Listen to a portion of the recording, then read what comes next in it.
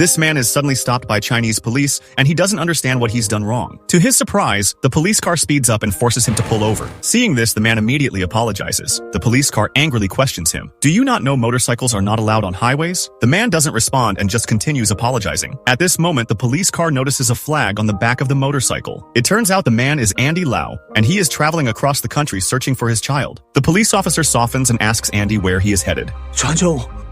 Upon hearing this, the officer immediately says Andy is heading in the wrong direction and draws the correct route on a map. Andy thanks him and immediately heads in the right direction. A few minutes later, as he pulls out the map again to confirm his direction, he finds 200 RMB falling out. He quickly realizes that the officer had given him the money, so he carefully places it in his wallet and writes it down in his notebook. This all began 15 years ago when Andy and his wife went out for work, only for their child to go missing. Since then, they've desperately searched for their child. Andy even quit his job, traveling across the country by motorcycle in search of clues. Along the way, whenever he met other parents whose children had been lost, he would help them search as well. But fate was cruel. In the past 15 years, he had helped countless parents find their children, yet there was still no trace of his own. But destiny rewards those who persevere. A few days ago, Andy received an email from someone claiming that a child in Guangzhou resembled his missing son, and that the child was also bought. Andy immediately set off for Guangzhou, and after several days of traveling, he finally arrived. The kind person who had contacted him was already waiting by the roadside. Soon, they reached the village where the child was living. Andy tried to control his excitement,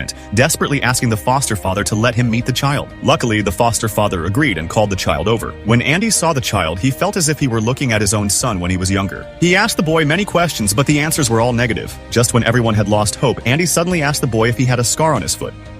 有。 The boy immediately took off his right shoe, but Andy said it should be on the left foot. Without regard for the foster father's objections, Andy forcibly removed the boy's left shoe. Reality gave Andy a harsh blow. He held back tears, turned, and walked away without looking back. The boy stood there looking at Andy's retreating figure, also feeling lonely. In fact, he was also hoping his real parents would find him. For those wondering, the movie is called Shigu. Make sure you subscribe for more movie short.